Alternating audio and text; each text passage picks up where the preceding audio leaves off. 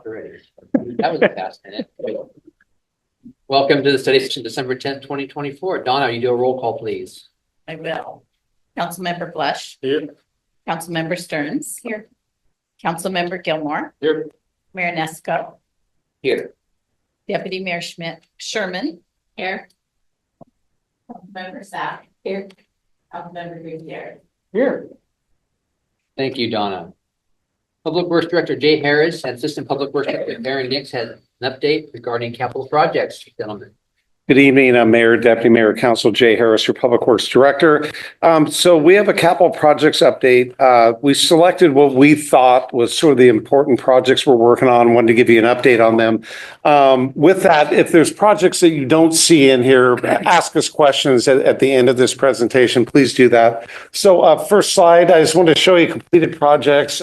Well One pipeline project, that was a very large project. They're just wrapping up some chlorine buildings and doing some minor adjustments and sort of that thing. It's good because we got rid of our gravity water line. It is now pressurized. It was mandated by the state. This was a project that they wanted for water quality purposes. And anyways, good project. It's already cut down our chlorine usage, which has been really good. Safe routes to school, you guys have seen all those projects. Well used. When you go over by Safeway, almost every time you go through there, you see one of those intersections being used. And then the last one is Capitol Hill paving. We got a lot done with the county up there, and it was a great project that it was recently completed. Next slide. And I'll jump in and do this one. And then Aaron, we'll just flip flop back and forth like we did the last time. Sure. So Angleside pressure zone improvement. So during the preparation of the Water Comprehensive Plan, which went on from the start of my career here about 4.5 years ago, we were working on it then. It was a project that we just recently completed with the state. They've approved it. We're all done. But we found that and when I started here, we had a couple million gallons of storage. And it was like, God, for a city this size, that just seems a little small. Well, the Water Comp Plan said, hey, you don't have enough storage. So what it is we're getting some storage out of the existing tanks right now with some piping projects. And I'll go through some of the other things we're doing to take the dead storage out of the Angleside and the Mountain View tanks, which gains us about 1,000 residential units worth of additional capacity. It gets us caught up and we have 1,000 more. So we bought some time with some projects, but this Angleside project is one of them. So we got to get it done to get that reservoir storage back. So we received $1.8 million from the Department of Commerce in 2023 to look at how to eliminate that dead storage and to construct some identified improvements. BHC completed a report on what we needed to do, and now they're well into preparing the construction plans. And so when I talk about the Angleside pressure zone, it's the pink in the bottom of the PowerPoint up there, the slide. And so that's the Angleside pressure zone. It goes from like Lake Boulevard is sort of the highest area, all the way down to the main wastewater plant down at the bottom. So there's quite a bit of elevation in that pressure zone, which will be alleviated in the future. We're going to cut it into 2 pressure zones in the future. Next slide. So yeah, Aaron, go. Actually, let me complete the project. Yes. Last time it was a slide for each thing and it worked out pretty good. So anyways, you can see here the first phase of the improvements is to remove the dead storage from the 500,000 gallon reservoir. So there's about 250,000 gallons we can't use. The reason is when you drop the elevation in the reservoir, fire flows is what I'm talking about in this instance, that if it's not replenished, the houses right around the reservoir, their pressure drops too. You can't get below 30 PSI per the state requirements at the meter at those houses. So we can't go lower than half reservoir.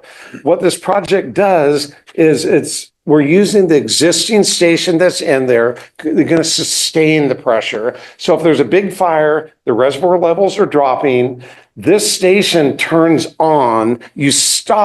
You're using water from the reservoir, but it's pumping it in and keeping it at that full elevation of pressure until the fire goes away.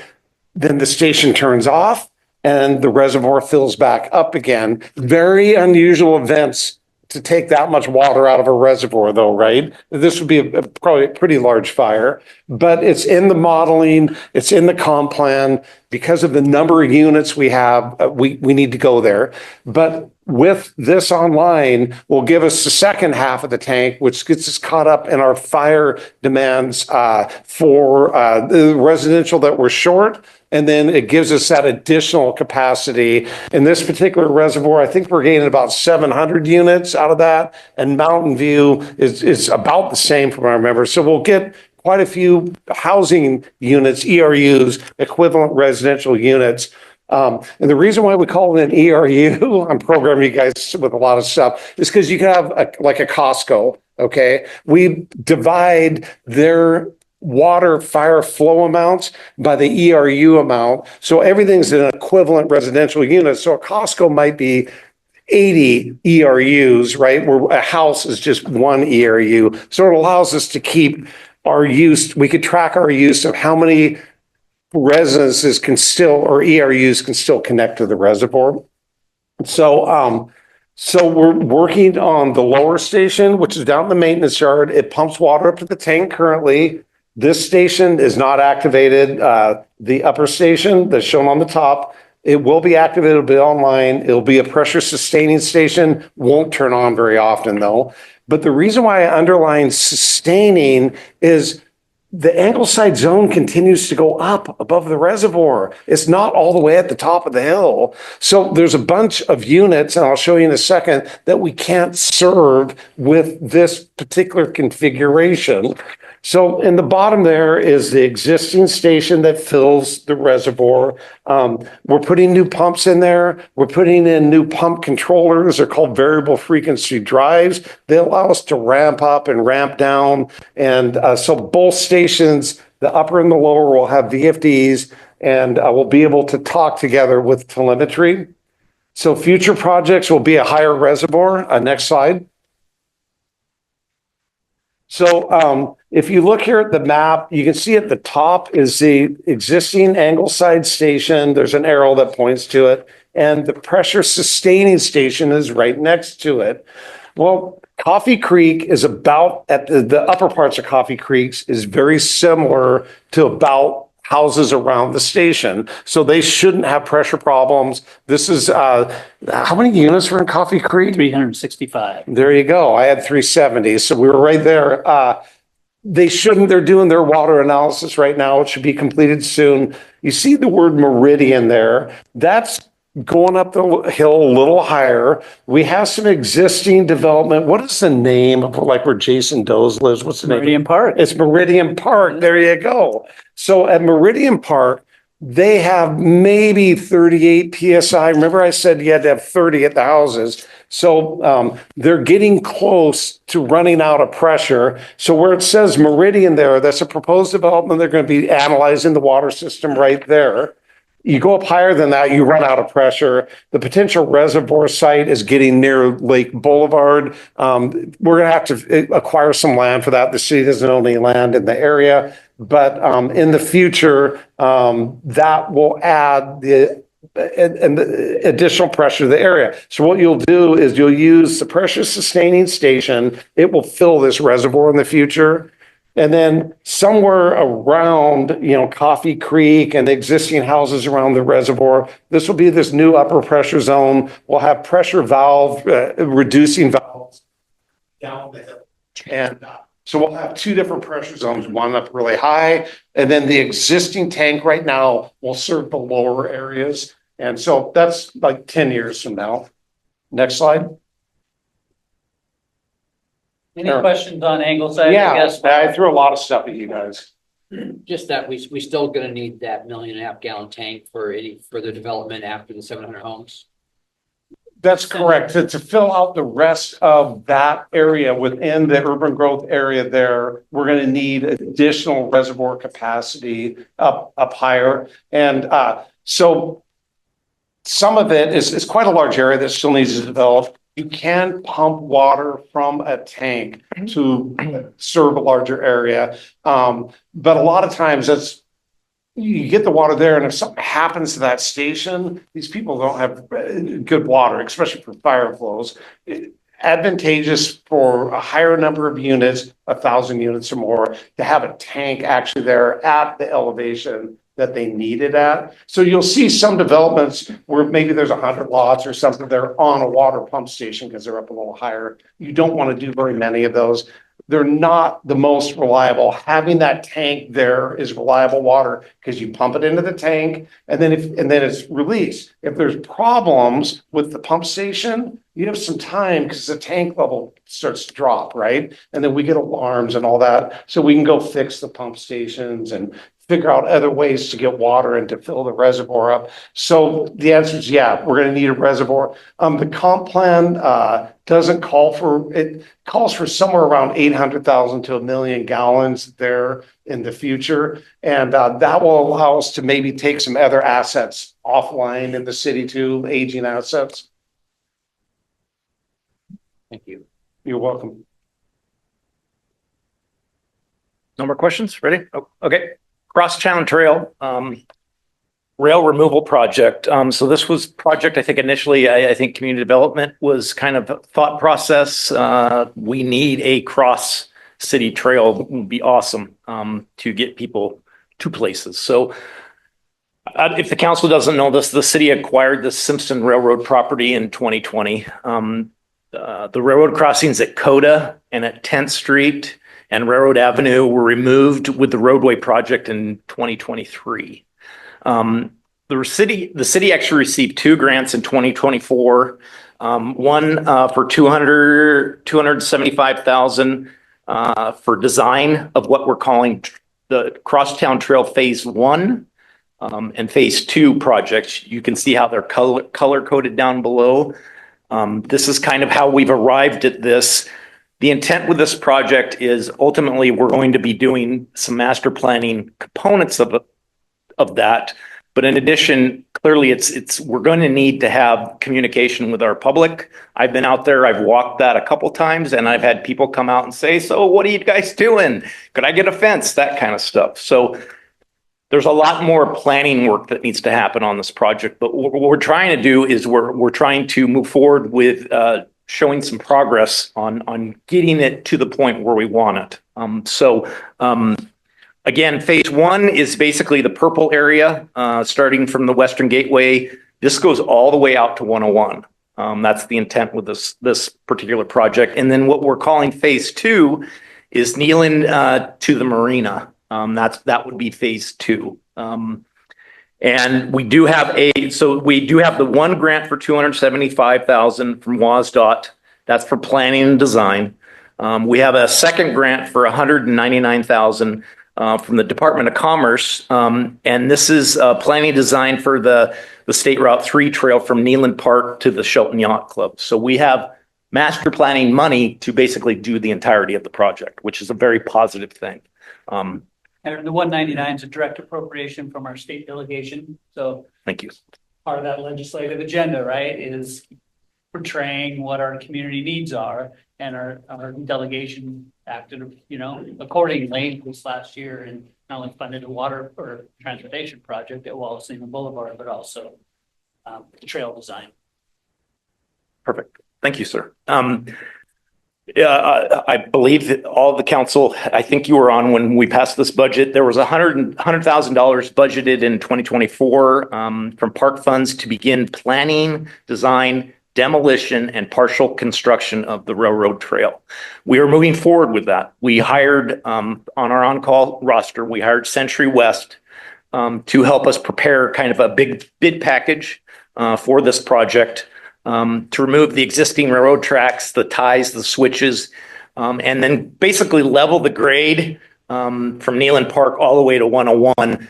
When you take that stuff out, you're going to have divots and those types of things.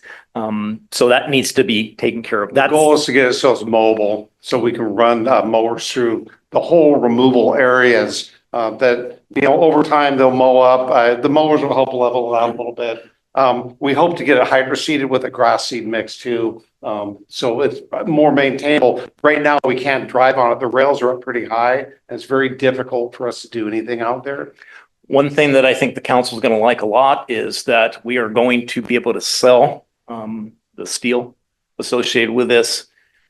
Initial estimates are about, and I'm estimating way low, about $300,000 for that. In addition, our understanding is the landscape companies, of which we would basically have an outfit. They would basically buy it from us, and then they would recycle it, do what they need to do with it. Landscapers really like those creosoted logs, so thinking we may get up to $5 a piece for those. So the intent with getting that money is we're going to put it right back into the project to complete that master planning, but probably some construction funds too. This is For just sure. going to be the first trail, not the blacktop or walking. Most likely, we're Yeah. not going to get to the point of an Financially, service, yeah. Council, you really, some of the things, there are a lot of things, mandates that are thrown at us. One of the things that is becoming more, and at least in my other places, I've experienced that, is stormwater management. And we're kind of entering a period where we're going to get a pretty good comprehensive stormwater management plan. Part of the problem with constructing these is that when you start adding certain percentages of impervious, you have to do the stormwater management. That candidly is almost half often of the construction cost just for the project. So it can get very expensive, but we do have some innovative ways in which we can deal with that. We can do pervious asphalts, we can do pervious concretes, those kinds of things.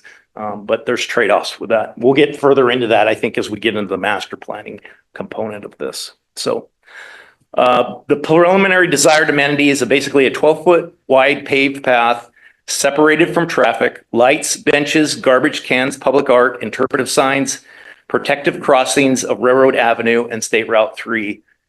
One of the things that we are going to do is the remaining rail components. There are still some switches, there are still some lights. The city is going to save those with the intent of potentially in the future utilizing that for wayfinding, somehow putting signage on these structures so that you maintain that rail kind of mystique along your pathway, which is something that I think is very positive. So next slide, please. All right. The goal is to open the Goldsboro Creek Railroad Bridge prior to the construction of the final trail improvements. Part of the next project design will be to evaluate the structure. It's a fairly older structure, but it carried rail, so it's very stout. So we know that for sure. And obtain the needed permitting to meet State Shoreline Act. That is, if folks don't know, Goldsboro Creek is waters of the state. So it is regulated. It's co-regulated by us and the Department of Ecology. Once the final designs, cost estimates, community outreach is completed for both projects, construction funding will then need to secure that with the hopes that we will have some from the recycling of those materials. The benefits, this connects the city's most heavily used park to schools and high density residential areas in our downtown. It eventually connects the two parks and rides, safe route to school for hundreds of students, for sure. Tourism potential along a historic and scenic corridor, builds a spine for an improved pedestrian network, which we know is very important. A lot of the funding agencies require that anymore. And then possible trail-oriented development. We had a very similar type of thing here in Auburn, and that mayor at that time, he was very much about trying to find amenities to support that. He was actually changing some of the zoning to kind of attract those types of businesses to that area. But that was a big ECDev piece for him, Mayor Lewis, several years ago. So go ahead, please. Yeah, trail development is at the top of our list in our Parks Recreation Open Space and Trails Plan. The community has broadly supported the development of not only nature trails, bicycle, walking trails, multi-purpose trails in the last, what we used to call just the Parks Plan, now it's the Coast Plan, Parks Recreation Space and Trails Plan. So this certainly meets the highest goals and highest projects, ranked projects from our community over the last like probably 16 years. I will tell you, just because I've been engaged and involved with the planning component, and there is so much money for trails out there as far as grants. Now, I know it's competitive. Mark and I've talked with other staff, RCO, which is the main granting agency for parks. It's super competitive, and you have to be prepared to go deal with them, because I tell you, everybody else has their consultant basically putting on the presentation for them. They do everything for it. So I unfortunately have not had worked at a lot of jurisdictions that have the money to do that kind of stuff. So I had to kind of do that on my own. And there are ways to get through it. You just have to really know what you want and really paint that picture of the need and desire for that. So That picture there, this is the Chehalis to Tenino Trail, heavily used during the summer. A lot of bicycles on that. They also have events, bike events that I live in that area. The road gets closed down. The bikes are more important than the cars because it does cross it in some spots. But that's asphalt concrete, 10 to 12 feet in width is typically pretty common for two-way traffic, for people walking and for bikes also. Wayfinding signs important. Also rules of the road type of signs are important, for bikes and pedestrians. So because it's a shared space, right? This particular one, the storm drainage is likely off to the side in these mode areas. They do let it grow up, during this spring month picture, which is nice. It's pretty natural. This is a little more rural. The trail that goes along SR3, from Neeland to the yacht club, likely you're not going to see much of this. But the railroad trail, you're going to see quite a bit of this because there are some larger open areas, and we can decide sort of how to program them with parks, right? And what are we looking for the final designs, and what does it look like 5 years later, which is even more important. perfect. Next slide, council. This next project scares me to death, and I think we'll talk about it. And we do need to talk about it, just because of a lot of things. Christmas town, big trees, those kind of things. With that, Jay. Yeah, senior expectations here. So 2021, we had the downtown trees. They're pushed up the sidewalks, and they've got worse, obviously, since then. Really bad.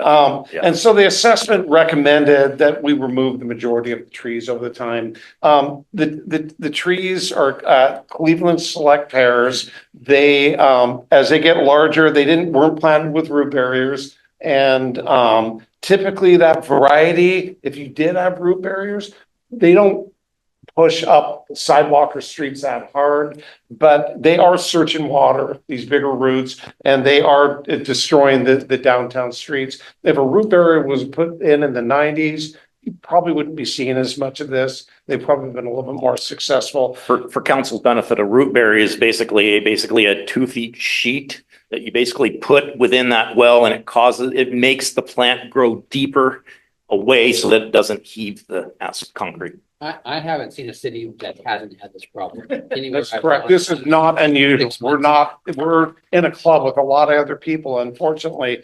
So if you look at the note on the right, 1995 is when they were planted. The biggest threat to these trees, though, is limb shearing. So heavy winter ice, these pear trees can't handle loading. They get brittle over time. And so the lifespan, if you look these trees up, are like 40 years, whereas there's a lot of other trees that make it 80, 100, 120, that sort of thing, because you get a lot of major shearing. When I say shearing, half the tree goes away. I came from the Portland area.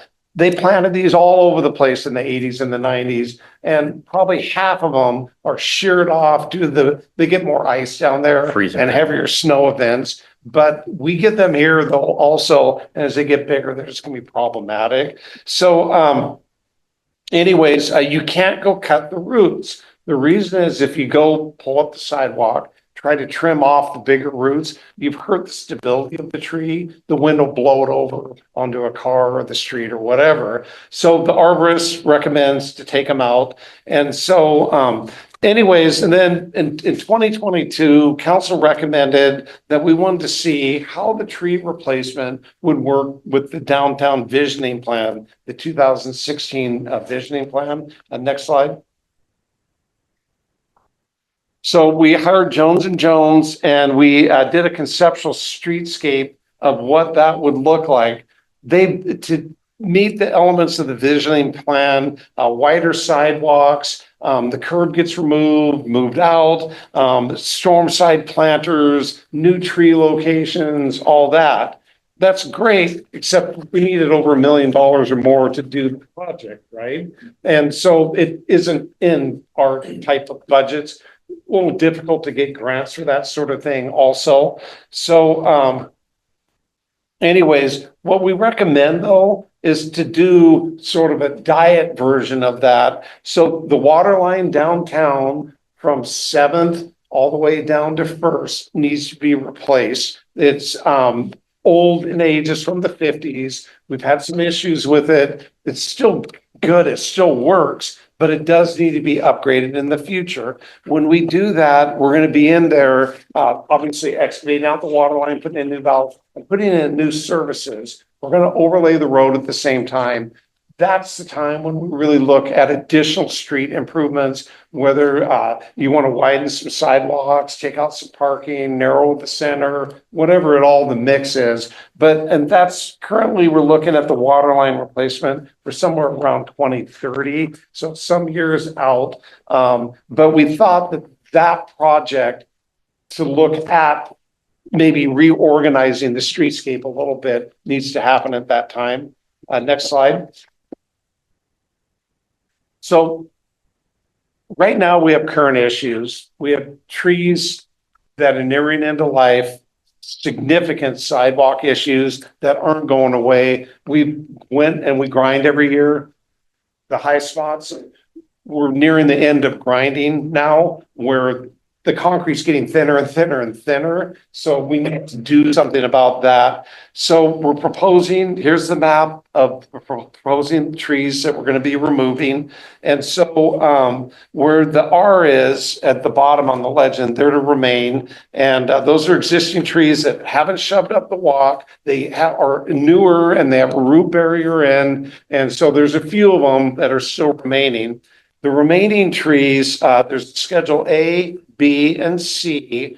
This project can get a little expensive. So what we did is, hey, we know we want to do Schedule A. They're the worst of the worst.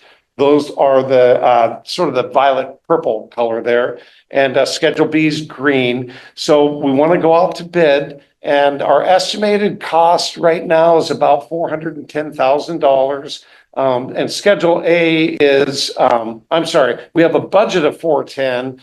The Schedule A is 271, B is about 69,000, C is 58,000. That's what we're estimating. We'll know a lot more when we go to bid with this project though.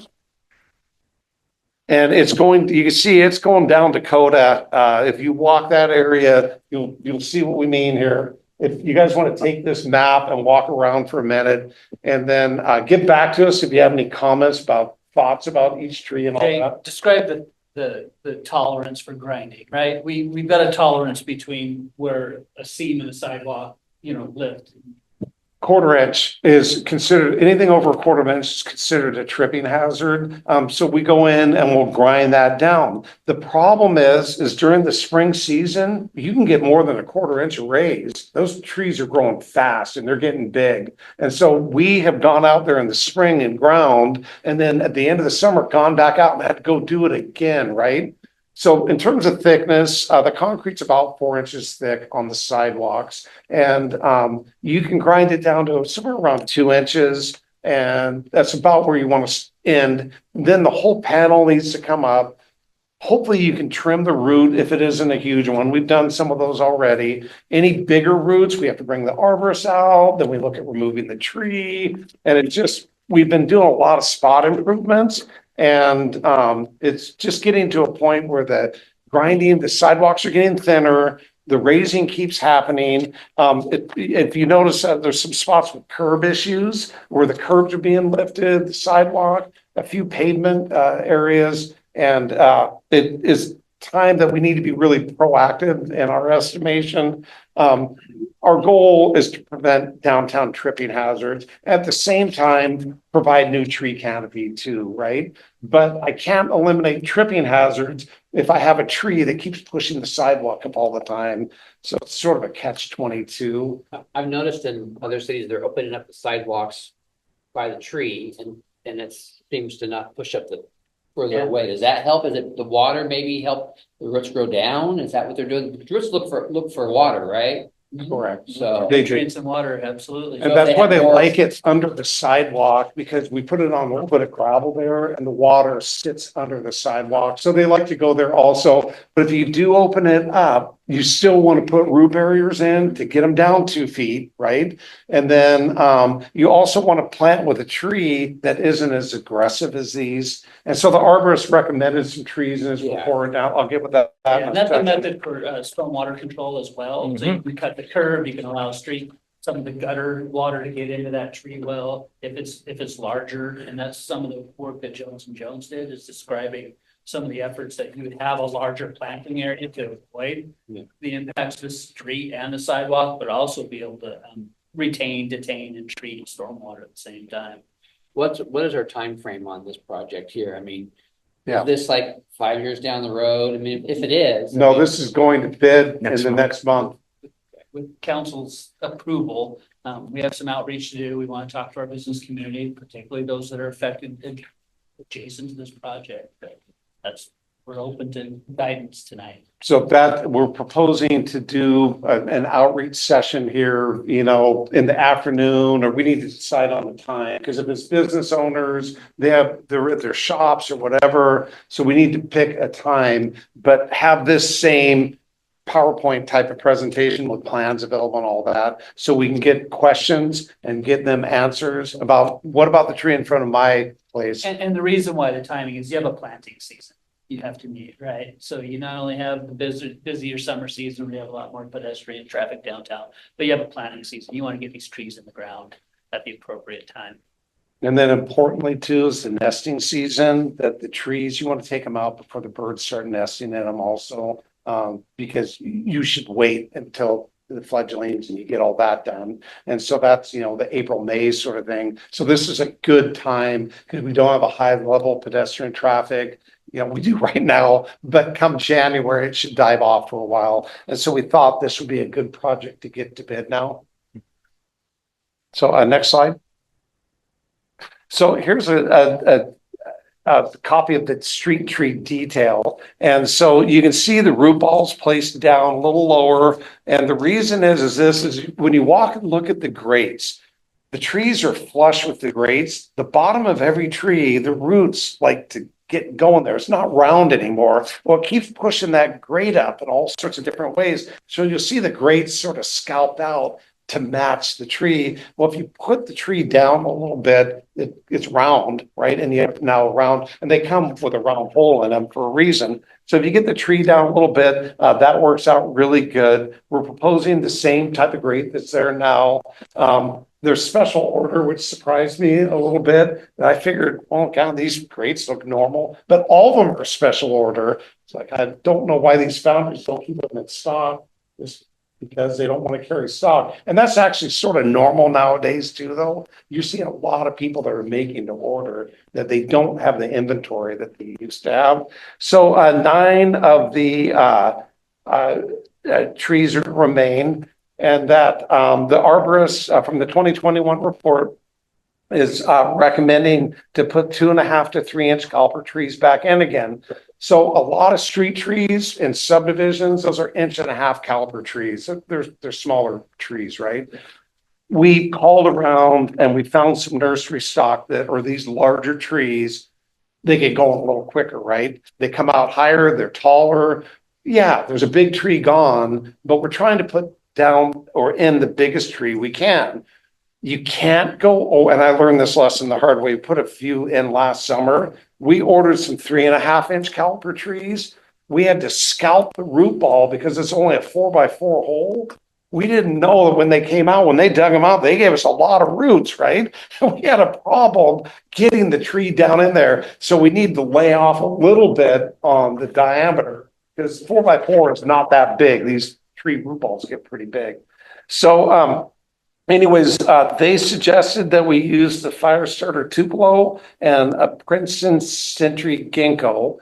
And that's the male sterile version of the ginkgo trees. People have asked, we don't want fruit trees as street trees. And the ginkgo female does have fruit on it. This Century Princeton is a tree specifically grown for this type of application. They're really good in urban, and both trees are really good in urban environments. Next slide. You got Yeah. pictures. Yeah, so there they are. So the Firestarter Tupelo, there's a fall picture of what it looks like. Similar to the trees out here. I mean, they look somewhat similar, the color. And then you can see a young Century Ginkgo tree growing there in a landscape planter. So that's the last slide. Is there questions about the downtown street tree project? Yeah, how many trees can be not chopped down if we did remediation around the site? And you know what I mean, like how, I know it's 4x4, but if we design around the trees instead of making the trees do what we want, but if we allow for growth of these trees that don't push up the sidewalk because we removed the sidewalk. That's So great question. And we evaluated that. Unfortunately, the existing trees, the roots are extending out a significant way. And I can give you a copy of the construction plans. It has pictures and we show the removal limits with a red line For each on of it. the- each And of the it's sites. significant. Each site is significant damage. That's lifted quite a bit more than quarter inch. We ground down, lifted again, that sort of thing. So we did evaluate that, but unfortunately, the variety of pear tree that we have, the roots have gone out a long ways and are pushing up sidewalks well away from the tree. my concern is how do we know that these new trees aren't going to be just as growth oriented as the last trees? Why are we redoing what we've done in the past that didn't work? Yeah, that's a greght question. And so the answer to that is one, we had an arborist select the trees, right? Very specific. We've made a bunch of phone calls. We checked in on these trees to make sure this is the right recommendation. That's correct. We also are putting that 2-foot barrier in. So the trees are planted at the surface and just a small root that's 6 inches down eventually gets big and pushes the sidewalk up. These have to go down 2 feet, go down under and go back up again, which is near impossible. These two different varieties aren't as root bearing also as the Cleveland Select pears. So this time around, we will make space for that to grow. Yep. Okay, As well as make the, it clear that why, people are gonna ask me, hey, Miguel, why are we doing this? I understand. It's not even native and but it's like, and then we're gonna do the same problem 30 years from now. So that's the answer. yes, sir. And the barriers too. Remember, those are going into. That's a very important part. Then the right tree is going in there too. And these are columnar trees. You can see they're not trees that like to go like this, which is a problem for parked cars and buildings and all that. So these trees remain a little more columnar. Well, they're also very attractive, the color choice. Yep, they are. And so we did mix and match them. I put a note on one of those slides about that, that we didn't do like one side with the Tupelo and then the other side with the ginkgo. We sat there and said, ginkgo, Tupelo, ginkgo. And so we sort of spread them around in different manners. This sort of fit with the streetscape a little better. What about the maintenance of these trees? As fire starters, seems like the branches are really low, so we're gonna have to.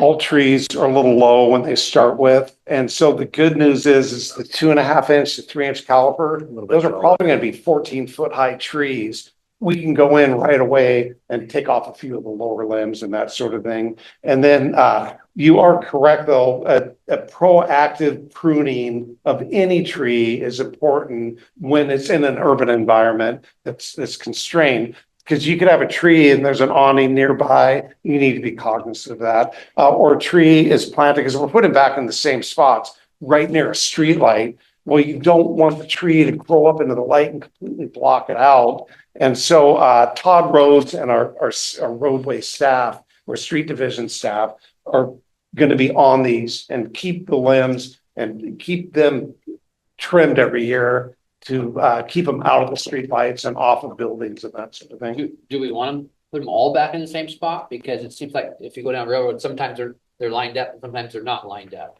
There's like one here and one over here in some places. I mean, do we have to keep them in the same spot? Or do we want them lined up? I mean, would it be I just as mean, easy to? there's some economy of scale by putting them in the same spot. Yeah. Right? You're not excavate, because you have to excavate that already and place a sidewalk there, whether you put a tree there or not. So you take the tree out, you have to replace the concrete, possibly fill in the well and then move it to another. How far away are those roads? Possibly 10, 12 feet away. You might have to excavate a whole lot more to. Once You you pull cut the the root tree, out and just cut it. yeah, you dig out the tree level. You don't remove all the roots. You know, if you're removing the concrete, right, a concrete panel, you'll excavate the root out from that, but you won't get them completely underneath good concrete. And remember that there's an outlet at each one of these trees for the Christmas lights. There's a little box there and there's a conduit that goes from there. So you can plug in for the tree lights and whatever else we have going on down the road, that we do have power at each tree. So if you put them in other spots, that power isn't going to be there. We're going to have to run that and take up even more concrete to get it to the new spot. When I walked it, there was somewhat of a pattern associated with at least the structure of it, but I agree that I don't think there's perfect alignment all the way down it, but I'm just wondering. Yeah. If you're No, doing it, you're I right. just wonder if you're doing it, why not do it? I understand. I mean, the comment I would have is the potential to add some, and I would say, yeah, there's some locations that the trees weren't put in, and whether it was property owner didn't want them at that time or whatever, because they were put in the 90s. I don't know what the reason was, but there are some locations where additional trees could be added in the future. There's not a lot now. Coda's, yeah, completely lacking. That's why we have some of the temporary or portable structures there, trees. So long term, we'd love to add some. Can you go back to the site map that showed the project area? Yep. The other thing that we noticed, council, is that all of these do not have formal grates or anything in them. They're basically just bare holes. So that will, in order to be more consistent, that the intent is to replace those over there. And I don't believe those have power to them. Those do not. In the standards manual, though, it's coming to you revised manual February, March. The downtown standard will be trees with grates. If you guys are accepting of that, just in the downtown area, as you get outside of the downtown area, which the formal definition, help me here, Mark, is it 7th? The land use designation is 7th to 1st, Franklin, south side of Franklin to north side of Coda. Do we have infrastructure like pipes underneath any of these trees? Great question. So they're on Railroad, our AC water line that we were proposing to replace, that it's near those trees. It's right in that area. So the contractor is going to call for locates and needs to be very aware that there's a water line 3 feet down, and hopefully he's not going down that deep, right? So great question. Inside the curb. Near the curb, it's right? near the curb. Yeah, Yep. near Yep. So we're not worrying about future routes with the pipes. No. That And was- that the was sewer bare lines are predominantly in the alleys, and so we shouldn't have roots. and super deep typically. We're not worried about the trees we're pulling next year. I'm sorry, No, in you're- 2030, when we go to replace that pipe, there won't be a negative impact. No, it's far enough away in the lane. If you go to the clock tower area, you see a patch right there. There's a valve right there. It's 4 feet off of the curb, so it's far enough away. It won't be an issue. They're living beings, right? They're trees. Sometimes they do what you don't think they're gonna do, right? We can't guarantee at any place, at any time, that there's not gonna be a curb raised, it's not gonna go find a water line or sort of. What we're gonna do is try to mitigate that. What we're proposing is mitigating that to the best of our ability. You can't completely predict what's gonna happen with them. We've all had probably plants in our yards or in our houses that we can't explain what happened to them, and that's what happens here, especially in a stressed environment downtown. Lots of asphalt, lots of brick, lots of buildings, cars, things like that. It's finding nutrients. We'll also water them the first couple of years. And you saw the detail had a watering tube. And instead of watering those from the surface, you water those through the tube, and then the water goes to the bottom of the root ball and encourages the roots to grow down too. So those are measures to help promote these things to grow in the right manner. You can see kind of the tube. Yeah, it's there in the center. Watering tube right in the Yep. center. Did you have that before? We did, yeah. Yeah, How many feet tall are these new trees gonna be at first? Yeah, they're probably gonna be in the 12-foot range. It might be 14s, a few of them, depending on what nursery you get them from. Not one nursery, unfortunately, has our full order is what we're running into right now. So we've been calling a lot of different nurseries to line these trees up, so. Looking at this map, it looks like there's 10 that are labeled remaining, but the info said 9. Yes, I did that in there so you guys could catch that. Good job. Yes. I'm like counting, I'm So like. I counted them on the map and I put 9 in there, but if you count 10, it's 10. Yeah, you definitely want to use the Upper map. right, there's Yep. 3 here. So I that might would have be missed 10. one when I was That That would counting. actually be 10 remaining then. Yep. And not 9, if the map's Oh, correct. missed those two. Correct. Okay. and those three are. That's a plum on the corner, is it not? Up in the top right remaining, I think that's a you're right. plum and a couple. Yeah. Those are cherries. That are Yep. in that, Yep. they're in that median between what was. Mariana Plaza and First Street, so it's kind of got that. And they're causing a few sidewalk problems, or I think we've ground that once. We're watching those. You remember there were large fir trees there in front of Mariana several years ago. They were doing that well in that environment. Those were removed a couple years ago. But 10 years ago. Couple years ago, Yeah. couple years ago in my. So when we have the neighborhood meeting on this project, I want to invite you folks so you can hear this again, right? And talk to people more about this because this does impact the core of the community here, right? And this is important that we get as much public outreach done as we can and people understand why we're doing this, right? So it's more of a hazard mitigation type of project. Tripping hazards. Aaron, did you have anything else? Nope, I'm good. The trees have a benefit though to our downtown, right? They shade, they absorb water transpiration, they treat some of our water, we do some of the improvements down the road. We can actually utilize them to, retain and treat more stormwater at the same time aesthetically, they're pleasing. They'll cool buildings, we can light them with Christmas lights in the season we're into right now. So, you could say, why put them in? Why replace them? But I think that there's a lot of benefit to especially your downtown and a pedestrian centric downtown to have this landscape such as what's being. I mean, Yeah. isn't there still an option though to open up all that area where the trees are for like rain gardens, to collect more rainwater and just. It's pretty tight. Yeah. I mean, I don't think that would be, and I no disrespect, I don't think that would be a practical application because it is so urbanized in there.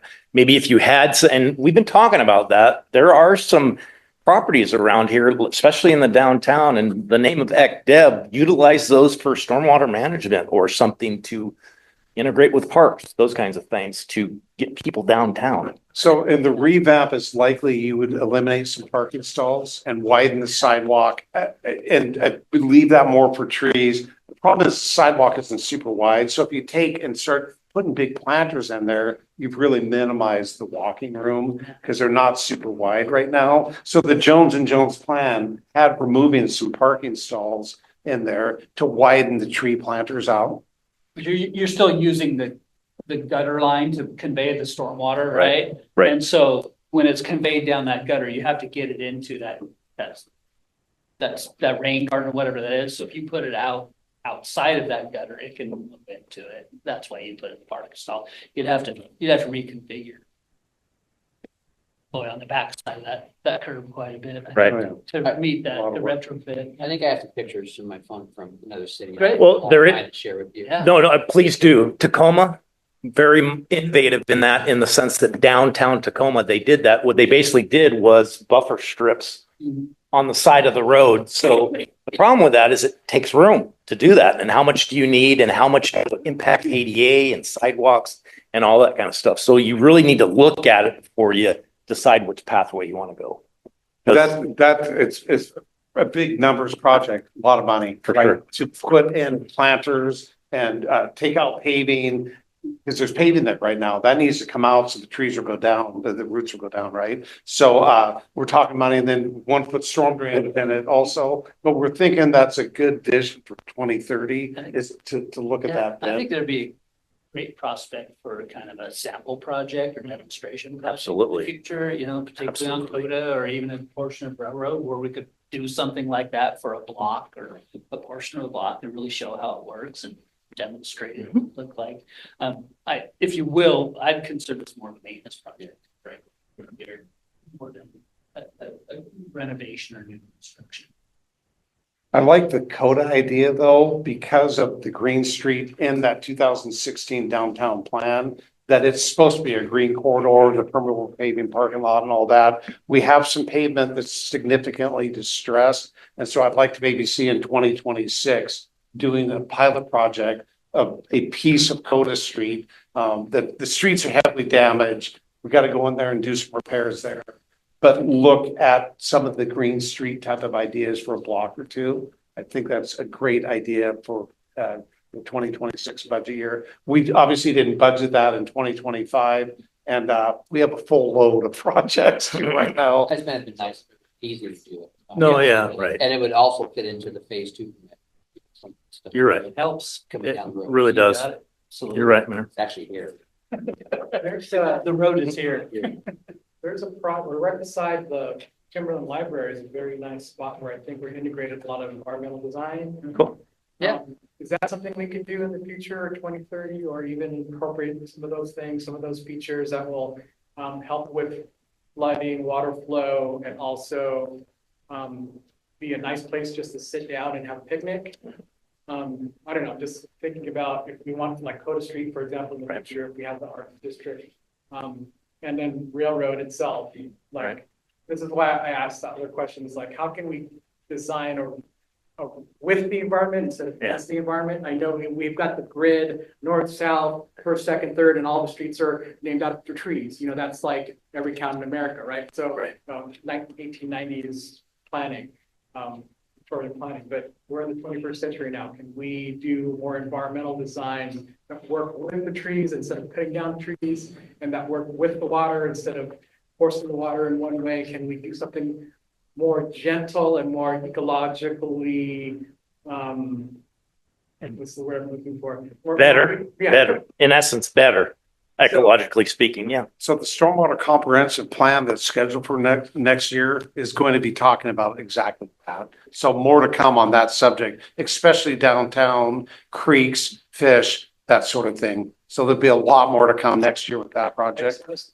have that in the back of our mind when we Understand. design and start taking down stuff and redoing stuff.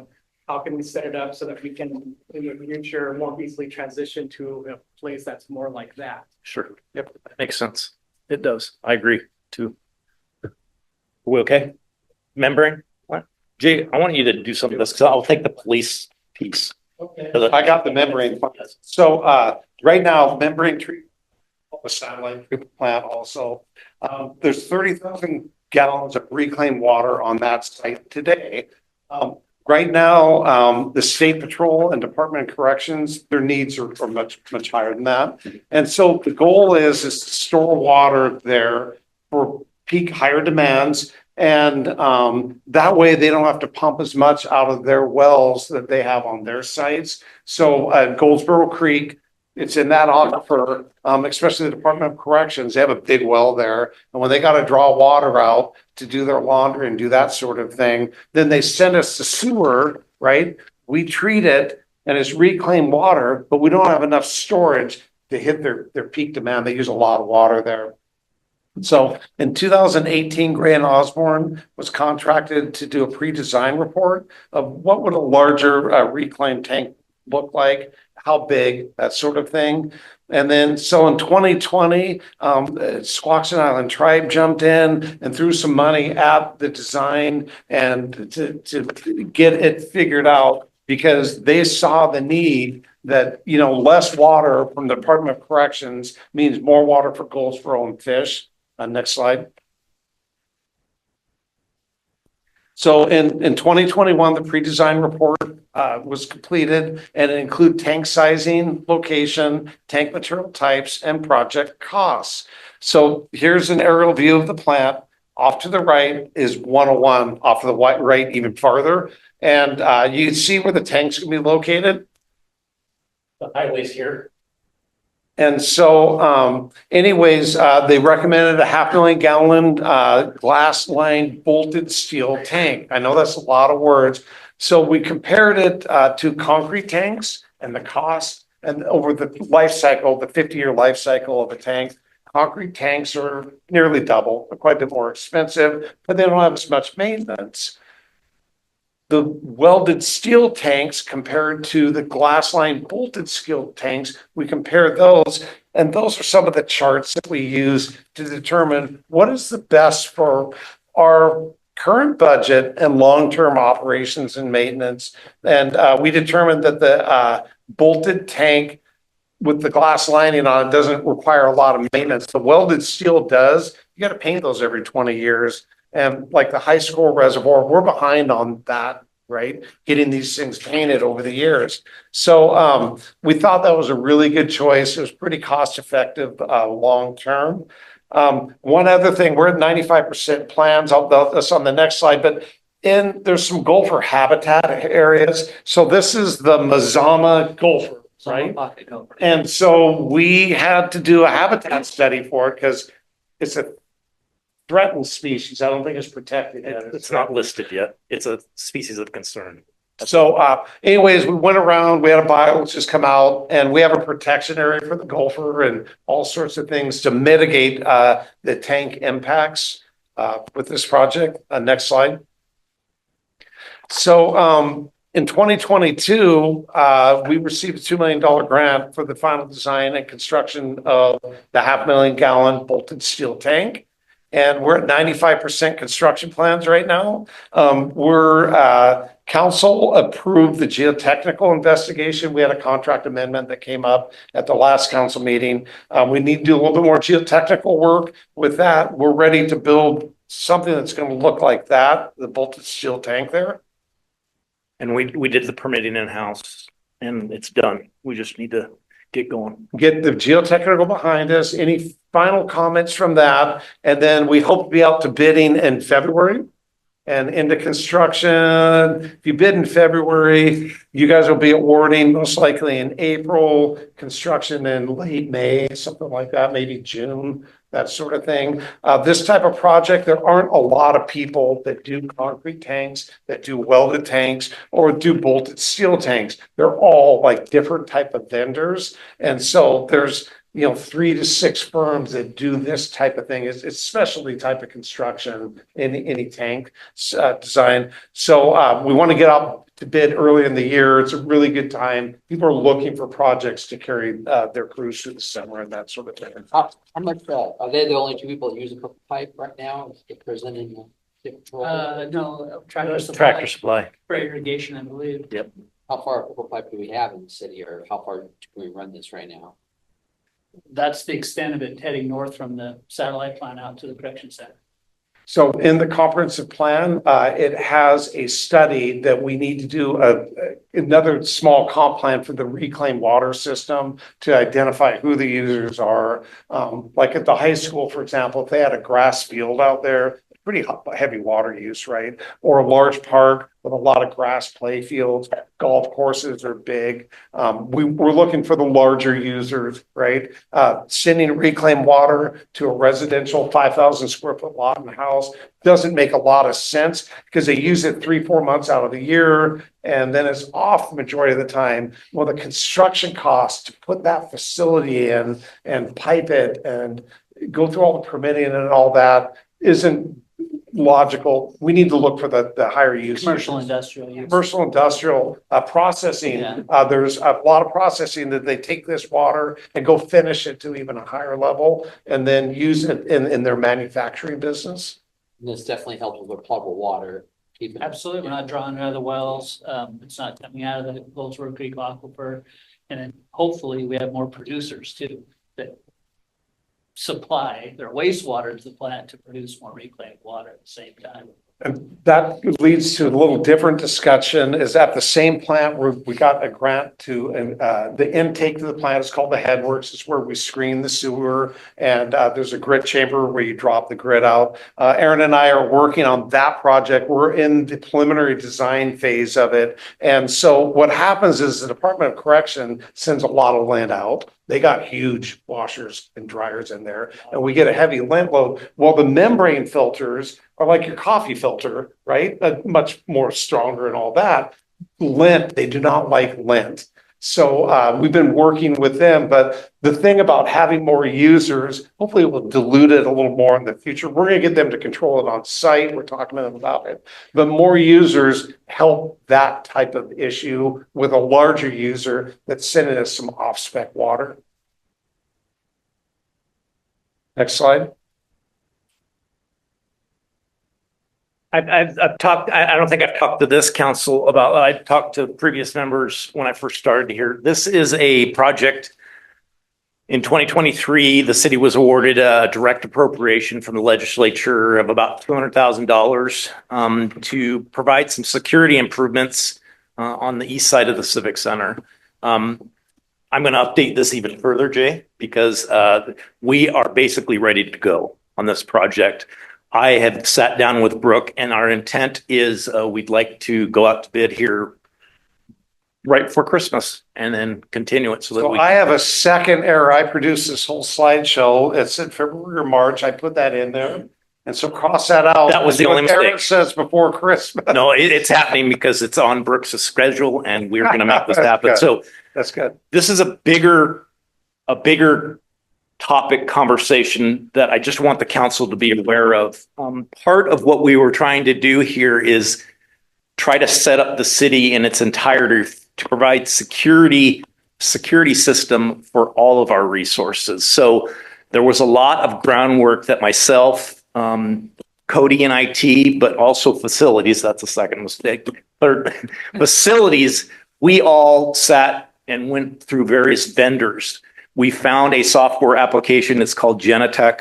That is going to meet our needs. There's a lot of advanced pieces to it. It has recognition software with regard to if there's people within the outside of your perimeter, the camera sees it. It will actually alert that they're not in, but there's somebody out. So there's a lot of things associated with this, and the reason why we had to make that decision is we can't run what we're going to do on this police fencing project without the brain, which is basically the Genetec. They're going to have some cameras and gate opening cards, right? And so we don't have a system here at the Civic Center. So this Genetec system is the camera. It takes the video inputs and then also the database for the card swipes, door swipes, gates, that sort of thing. So they'll actually operate. So that brain though will be used for Other places. wastewater plants, the maintenance yard, well sites. The whole city is going to be using the same system and this, it's in the server room, right? Correct. Yeah. So anyways, we're going to be launching from that and adding additional assets to that system. Right.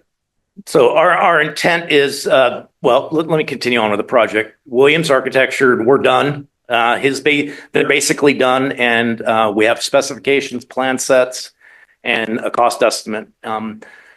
We did include another 300,000 of additional resources in the 2025 budget to cover that.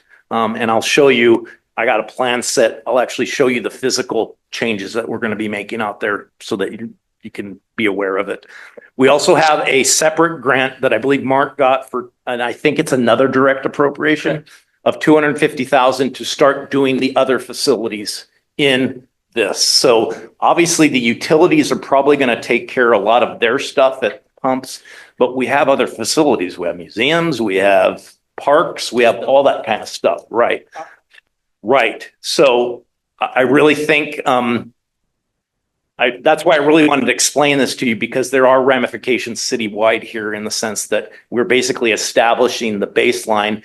And from here on out, we can expand our security at all of our facilities. So I think that's a very positive What it thing. needs essentially to simplify is getting rid of keys. Yeah. And then Yeah. access control. You get rid of keys, and if that key is, you still have keys and that key is lost, you have the potential for a security breach. If you have a card reader, we can disable that card within minutes from a phone or a laptop. Instantly. And it's done. You don't have to worry about it. You can go in the garbage. We can produce another one. We can provide access to whoever in the city we want to whatever door that might be. So it gives us a lot more flexibility. Right. And a lot more security. That's not phase one though. Depending, some of it may be, we're gonna assess next steps with the 250. So the fencing project, no. But yeah, we budgeted for the door locks once and then we had to buy a alarm panel for the About alarm library. panel at the library, yeah, we wanted to buy essentially what Eric This. just mentioned, the Genetec system, we wanted to purchase that and start kind of phasing this project in, exactly. We had a fire alarm replacement at the library, we redirected those funds, so now we've got a great step with the secure fencing project, Genetec's on board, that'll be phase one, phase two. Yep. 3 and 4 will Yep. come down the road about $250,000. These cards, this is not magnetic, it doesn't have the chip and stuff in it, but eventually this is how you get in and out of facilities. Wastewater plant, we get deliveries sometimes in the afternoon. Sometimes we're shorthanded, the gate can be closed there, they can be up at the membrane plant. They can call us and say, hey, I got a delivery. I can see them on the counter, a camera. I know who it is. I can open the gate from my cell phone, right? So there's a lot of advantages to this system. Next slide, please. And I'm going to stand up because I want to physically show you guys the components of this, and please add in if I miss something. So in essence, this is the existing Civic Center. This is basically two pictures here, kind of side by side, with regard to. So Aaron, where are we sitting right now on that picture?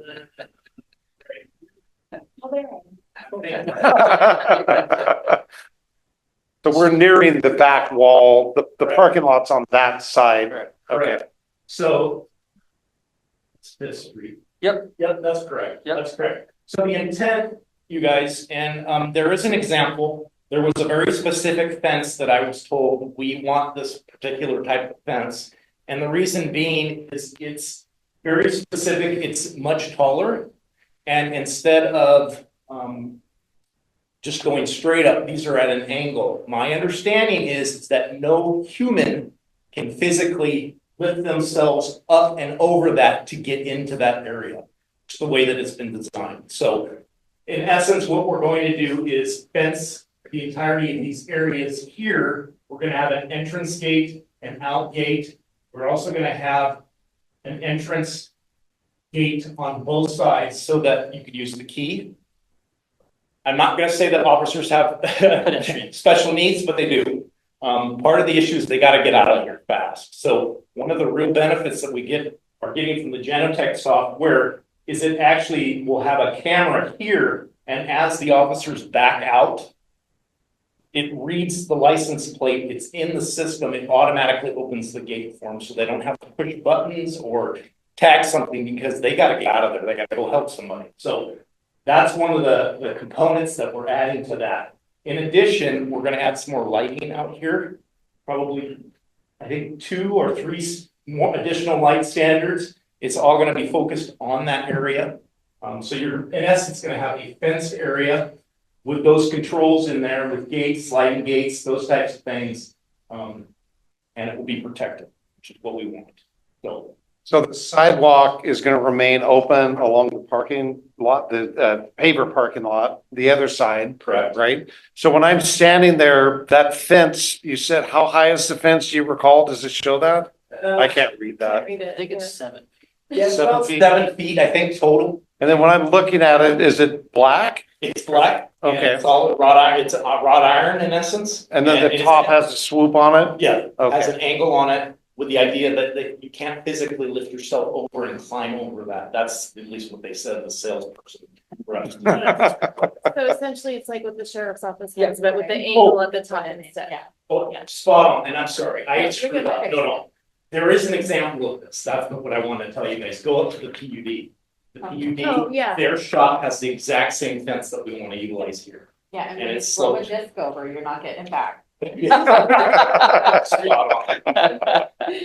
So light Oh, our police will improvements, throw it back. a new lights, another camera system. What's really going to benefit, and this is much needed in the sense that we have cubbies. Yeah. And basically you have to kind of go into a cubby to get into a door. The problem that we have there is that anybody could stand on the outside, not be seen and pack an officer. And we can't have that. Or damage a vehicle? Or, yeah, exactly. So that's the scale of the project, you guys. Are there more questions? So council, what was it, Mark? 8 months ago, we vacated the right of way. It was with this current council. Longer than that. Longer Was it than that. longer It was than that? before I started. No, it wasn't. You were here. You sure? I think I gave the presentation. Okay. City years. And You don't remember it?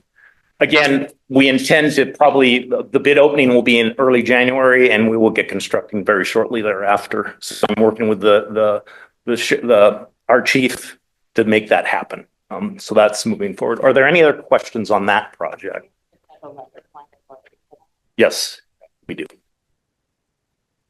Okay, next slide, please. This is Jay's legacy project. Olympic Highway North. This is, man, I'm so excited about this project because there's such a need up there. The road is in bad shape. And in I couldn't essence, tell by the photos. I mean, It's it looks good to me. No. so in addition to that, so we were awarded a TIB grant. We applied last year and were notified shortly thereafter, right before the end of last year, that we received it. We are meeting tomorrow. We've already done the RFQ process. We have 3 consultants that we are going to be interviewing. Because this is federal money, the local programs group, the engineering group has to be involved with us. So they are coming to the interview to help us interview. But our intent, and we're trying to make this happen a lot quicker. Because the reality is that, you could backburn this and take, this is an important project for us. I drive it every day as I'm coming in, and the reality is this road needs to get repaired. There's ADA improvements that we're going to be doing here. Additionally, there are some things, and I'm sure we'll bring this back to the council, of other types of upgrades that we may want to do out there. As an example, is it K Street? Yeah. There's a signal out there, you guys, that's a temporary signal setup. It's all on the hanging guy wires. What we want to do is formally get some mast arms out there and actually make it in a functioning area there. So there is Lighting improvements likely too. very much, yeah. That we'll be looking at the existing lighting system, be working with PUD on potentially doing some upgrades to the lighting system. I'd like to see more green in the streetscape if Agreed. possible. What that all means, I'm not sure, but you can see there's available landscape planters perhaps in the right of way where we can put some street trees planted correctly with root barriers, right? Get some of that in. Maybe evaluate the median area where there are no driveways. If there's a long section median or double turn lane where there is no driveways, maybe go to a few planted medians there just to break this up and make it less concrete and buildings and cars, right? Also, council, I've been looking back at our parks plans and our trails plans, and there was discussion in one of the trails plan of some sort of trail path I'm assuming it was along here, along Olympic Highway North. Ultimately, if we had resources, it would be kind of cool if we could do kind of a meandering trail. It's all dependent on right of way and all that other kind of stuff, but something a little bit different from just sidewalk curb gutter down the whole thing. And I think that was the intent with whatever was being proposed, some sort of pathway along there. I'm assuming to get from downtown to uptown. Yeah, and the start was coming up the hill and all that, and then it ends. The comment I have here, though, is that $3.6 million is for the roadway. Yeah. Right? And the longer we wait, the worse it gets and the more expensive it gets too. So it's imperative that we don't dilly-dally. So that's why our consultant selection is gonna have an aggressive design schedule and try to get that part done. I'm okay with some wandering for a bit, but we won't need to stay focused, right? Because the goal is to not cost us a bunch more money because we waited too long. Because you can see the pavement is literally, it's coming up in chunks. And what happens is those are full dig outs, is what you call it. We're taking the base rock, but it going down back to native soil, bringing rock back in, patching it to the existing surface, and then overlaying it. So every time you have a dig out like that, it gets expensive and your costs go sky high. And then inflation too. The longer we wait, things cost more. Is there any stormwater, water, or sewer upgrades while we're tearing this road out that are? Very minimal, very minimal. Good question. Because we're not adding new impervious surface. If we were adding new roadway, then yes. In this instance, we're reconstructing the road. It's an existing impact that's already occurred. The water line, there's a couple crossings of water lines that are cast iron that they go across the road, but they don't go down the road. So we're gonna be looking at getting the water guys out there and getting those out of the way, or putting it as part of the project and have a separate fund. The water fund would pay for that work, not the $3.6 million. Yeah. There, as part of this project, and one of the reasons why it got federalized is we're not robbing Peter to pay Paul at all. What we're doing is we have another project that we received grant funds. We're taking one of the projects in that system of 4 projects and applying that to Highway North at C Street, I believe. I Street. I Street, I'm sorry. Pedestrian crossing, flashing beacons like we have. Improvements. That is serving as our match money, the 490 that we have here. That is our match money for this project. So part of this meeting with consultants tomorrow, we basically on the RFQ, they're going to be designing both projects for us. We want to do economy of scales. We want to do this more cheaply. So that's how this is probably going to play out, is that they are going to be designing both of those projects. We'll use that match money to cover our match for the TIB project. So it's called the Systemic Pedestrian Improvements. Interesting that the other project. It's federal funds. Yeah. But that is up at Shelton Outfitters, the pedestrian improvements there. A safe crossing and some sidewalk up there. It's currently 3rd Street. It's flashing beacon sort of as you go down the way here, that another set at 3rd and Railroad. It's a signal analysis at 7th and Railroad, left turn movements, that sort of thing. It gets a little jammed up in the afternoon. And then the last one, the 4th project on that is that I Street pedestrian signal. Somebody was hurt there. And so that's part. So you have already a crossing at K. We need to look at that crossing. That just reminded me. There's one at C now. And there's another one at C. So we have one at I, one at K, and at C. But that system, I want to make sure that it's ADA compatible, the push buttons, the audible, right. all of that. It's going to need to be upgraded with the project also. Okay. Okay. We got some work. Project? Yeah, that was, I think it's. That's pretty much, yeah. That's it. So Mary, I found that on our website of all things. It's beautiful. I'm assuming you'd take. So it's like, this is a fitting picture for this time of year. So. Anybody got any questions for staff? Great, A lot of information. This is just to say what's going on. We hope that there's enough information here for you tonight to, develop any questions and continue these discussions, as we move forward these projects. You'll see the contracts being awarded and coming to council. The Railroad Avenue project is one that really is really important to us to get out to the public, get out to our business community, particularly on Railroad Avenue, talk about that in the future. So we'll make sure that we have every opportunity for comments there. As you know, it can be emotional when you start removing trees, but it's also emotional when you see somebody trip over a sidewalk and everything. So it's at the same time. So we're trying to weigh all those matters particularly with that project. The more words are emotional for those trees coming down. Yeah. All right. Thank you, gentlemen. Thank you. A lot of information. Right. The council will now adjourn for an executive session to review the performance of a public employee allowed by RCW 42.30.110. The council will be in executive session for 30 minutes and return at 7:40, 7:50? What's that? That's what I thought. All right. We're out. We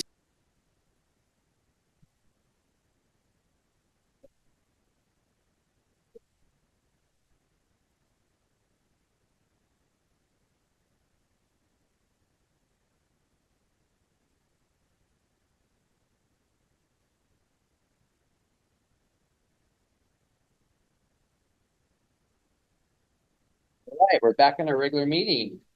Does the council have any new items for discussion tonight? I have a question. Can you remind me for the levy for the emergency services, how much that is for? So the renewal one that we're coming up on? Okay, Sorry, Transmission Benefit District? Yeah. is that what we're talking about? Okay, yeah. The Transmission Benefit District expires in April of 26. It is 0.2%. Okay, and so can you tell me approximately how much that brings in? 700. Okay. Okay, that works. If approximate, I can put that. Can I bring something up? Is this the time to bring something up? Can I do that? It's time for discussion, so. Yes. Okay, so I am concerned about pushing through the 0.01% for homeless because I'm afraid that we're gonna lose the trust of the people. If we lose the trust of the people, we're not gonna get this. So we're gonna lose $700,000 or so for $300,000. Because I'm afraid what's going to happen is they're gonna say, you passed this on us without asking us. We didn't get a say in it. So no, and I'm going to tell you that because when things come across to us, when we get to vote on it, and it says, do you want to rescind what they voted on without you? I always say, yeah, rescind that. I don't think it's fair when people make decisions without the vote of people. So I think that doing this now, I think you're gonna lose the trust of the community. And I don't think it's fair when we have $700,000 out there that we could lose for the good of the community, for everybody, for this. And I just wanted to put that out there. I think it's really important that we can reconsider this. I'm being that this is a move forward item to the action agenda for next Tuesday. I don't think it's an appropriate place to talk about this. Donna, do we know Robert's rules? If this has been moved, this is the action, we would discuss it again next week. So I'm not sure this is the proper. So I'm not sure that this is the proper venue to discuss it again until Tuesday. I could be wrong. Is anybody got a Robert's rules? I asked if I could. No, correct. I just don't know if this is the right. Well, it depends what the discussion is, I think. I mean, if you're asking for deliberation here, yeah, I think that. I'm not asking deliberation. I just wanted to ask the question about the dollar amounts. Okay. Any other discussion? For that topic. Oh, this is for new discussion, yeah. So, something I wanted to bring up, because I want to look into how we can get, better hand protection for officers. We just had an officer get stabbed, and that is a very valuable officer that we have down for how many weeks? And, you know, having better hand protection, I think, could have prevented a lot of that. Thankfully, you know, the situation worked out the way it did. It was just his hand. But with something like that happening here, I spoke with the county commissioner about it today.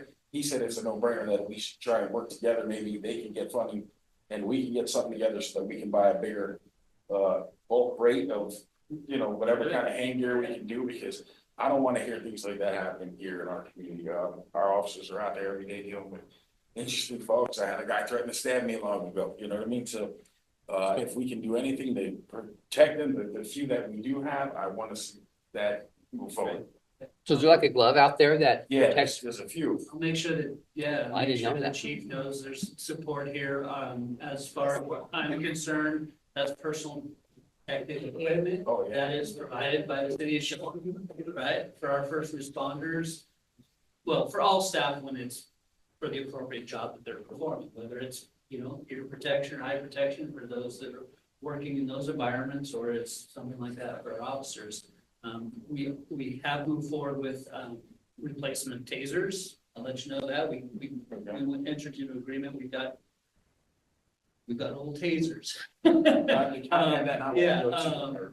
also, you know, we've obviously made some commitments with Enterprise for some new vehicles next year. We're trying to do the best we can to make sure that these very important individuals in our police department are outfitted to the best of our. So yeah, it's the highest priority because that's all our parents. Absolutely. Well, talk to the chief. Yeah. I would imagine Should be something they like. the gloves aren't, yeah, exactly right. I mean, you know, they'll have to wear them or decide to wear them. Absolutely. We need to provide equipment. I didn't know they actually made one that wasn't. Oh, yeah. Good stuff. Well, one more thing, there's an uptick in stray dogs and cats and homelessness for those, or they're being returned or finding places for them to foster. And so that's another topic that I'd like to get back on, asking the county, what can we do together to mitigate some of the problems with the stray dogs and cats? I know all the service providers are full. In fact, the kitten rescue, I think, doesn't even have any more cages to get out to trap and release anymore. Our own animal control is overloaded. Humane Societies just had that super huge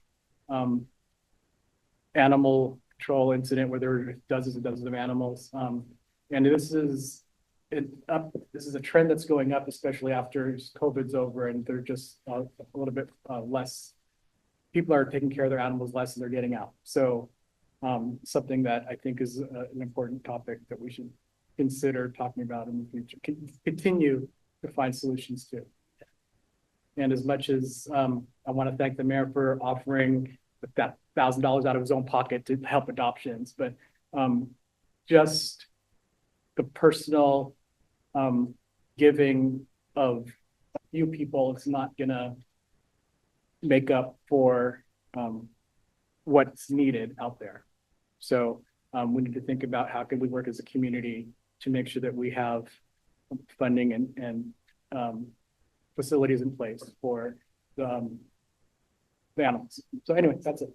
You know, there's many caring individuals, organizations out there that can do partnership to better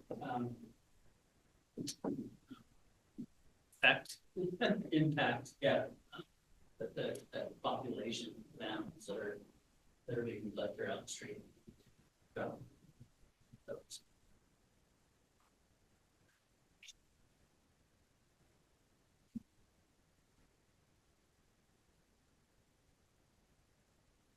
Any other new items for discussion? All right, the study session is adjourned at 8 p.m.